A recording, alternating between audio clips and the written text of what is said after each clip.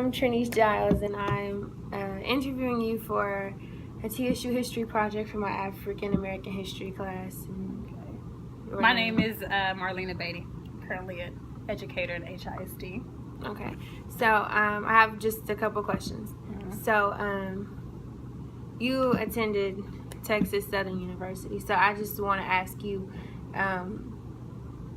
if you feel that HBCUs are important.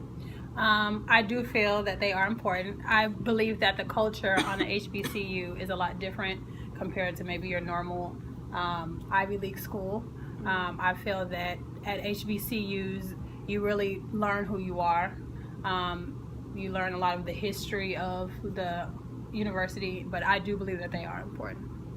Okay. How did going to an HBCU prepare you for where you are now? Well, I attended, obviously, TSU, but I was in the education program. I felt like it provided me with a lot of the things I'll need for my career now, as far as being a teacher, and being that I work in an inner city school, pretty much being able to take some of those things that I've learned in the classroom and apply them to the type of kids that I service now, which they're a lot different than maybe a different type of demographics at another school. Mm-hmm. So I do believe that it prepared me. When I got there, my professors let me know that this is not a game. So just as far as making sure that I was on it when it came to my academics. Okay. When and where were you born? I was actually born in Cheyenne, Wyoming. In 1984, so I'm an 80s baby. My parents were in the military, so that's how I was born there, because a lot of people are like, what? Cheyenne, but yeah, so. Okay, what made you move to Texas? Well, being that they were both in the military, I was born in Cheyenne, so we moved to Germany, and I was there for about 5 years, and then they got stationed in Texas, and so my dad retired when I was in elementary school, so we stayed in San Antonio until I got older and graduated high school. So. Okay. What was your childhood like? I remember my childhood being very fun. My parents were very supportive. I played basketball in high school, so every game I had from middle school to high school, I remember my dad never missed a game. It was very structured. There was a high level of expectation. So even at an elementary school level, when it came to grades, things like that, my parents were very serious about that. But I just remember my childhood being fun, being able to enjoy myself as a child, and not having any responsibilities outside of what a child should be responsible for. Yeah. After you graduated high school, why did you choose TSU, and why did you choose your major? Okay. Well, I went to a magnet high school, and so my magnet high school actually only had 5 black students. Everybody else was either Asian, Hispanic, Caucasian. So I wanted something totally different than my experience. And so even in elementary school, I didn't have a lot of African American students in my class. And so I did want something different. But the turning point for me was my dad took me to a game in San Antonio, and I remember Grambling was playing TSU, I believe. This was back when I was maybe a junior in high school. And I had never seen black bands like that. That was something new to me. I had never seen that. So when I saw that, I was like, oh yeah, I want to go to an HBCU, because in San Antonio the culture is different. Even here, how the high school bands kind of mimic some of the college bands. The high school bands are so different. They don't even have I know that they have some high school organizations and stuff in a sense leading you into the Divine Nine type organizations. They don't have any of that in San Antonio. So it was just so different. So from that moment, I was like, oh yeah, I'm gonna go to a HBCU. So that's why I wanted to go. I've always wanted to work with kids. At first I wanted to be a child psychologist, but I'm not gonna lie, I realized it was gonna be a lot of years in school. So I changed my mind. But I've always wanted to work with children though. So I actually went to school for education. So my bachelor's and master's is actually in education. But I feel like being able to work with kids at such a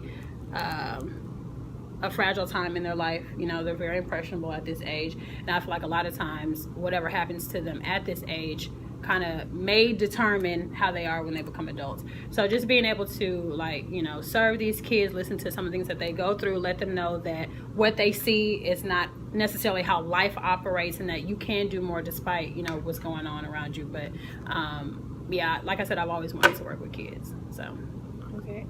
Growing up, did your parents teach you about racism? We talked about it, but not really. The only time I actually maybe had some type of encounter where we had to have a discussion, my first job was at Chuck E. Cheese, right? So I was 16, and so where I lived like in the suburban area of San Antonio. And so in San Antonio, typically like the east side is where the majority of like the blacks live, so to speak. And so I remember I was there, and I was serving whatever this one family, and the guy tells me, he's like, oh yeah, you know, it must be a long drive from here all the way to the east side. So it was just the fact that he would stereotype me to feel that I lived on that side of town. So when that happened, I remember I talked to my mom about it, you know, but I don't think my mom really had a lot of situations with racism. My dad grew up in Atlanta, Georgia, and so he was born in the 50s. So he shared stories with me. I remember one time he was telling me he had either left church or whatever it was, but he had a nice suit on, everything. He was walking home, and a car full of white people like came by. You know how after it rains you have the puddles and stuff with water, like came by and like deliberately like splashed him. You know what I mean? So I was like wowed by that story, but we never really talked too much about it because it wasn't anything that I really had to deal with like on a daily basis. But if it was something, then I know that they would have had those conversations. But you know, we used to watch documentaries and things like that, so I was aware of, you know, racism and how it does exist in the world, though. Yeah. While you were at TSU, were there any important like professors or yes, someone who influenced you? Dr. Gooden is, and anybody who probably went to school at TSU around that time, she's retired now, but she was very influential. It was just her aura, just the way she carried herself. She was actually one of my professors, but I know after I graduated, she got promoted, I guess, to the education chair or something, I don't know. But she was very influential. She's one of the reasons why I pledged AKA. She's one of the reasons why, like, just I strive to do more, because it's like I didn't want to disappoint her. And she was one of the hardest professors, but she was one of the ones that I loved the most, because like, you're gonna learn. You knew what her expectation was, but even through her tough love, like, you knew that she cared. Yeah, so she was very influential. Okay.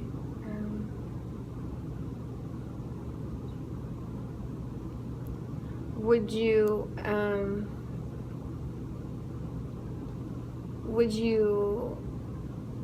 still recommend like push not your students, because you teach elementary, but you know, like high school students or older people to go to TSU, like still to this day? Yeah, I would, even though I haven't been on campus since like 2011. I still would because I feel like we need to support our own also. You know what I mean? And I think, you know, sometimes, you know, kids want to go, you know, to Texas A&M and all this, you know, but I feel like we should support our own.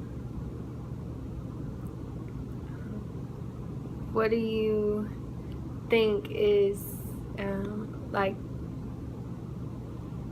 major differences between like a PWI and an HBCU?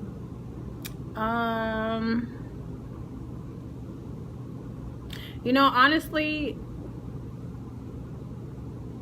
I could, you know, academic wise, I couldn't say, because I, you know, went to TSU for both of my degrees, so I didn't go to like, you know, U of H and then TSU or whatever. But culture wise, I think it's a lot different. You know what I mean? Just like some of the experiences may be different. Just some of the student activities that they have might be different.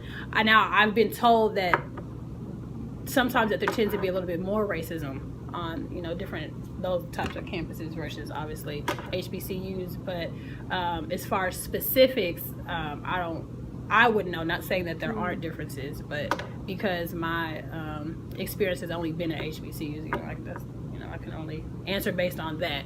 Yeah. Okay. Well, that's all. All right, thank you.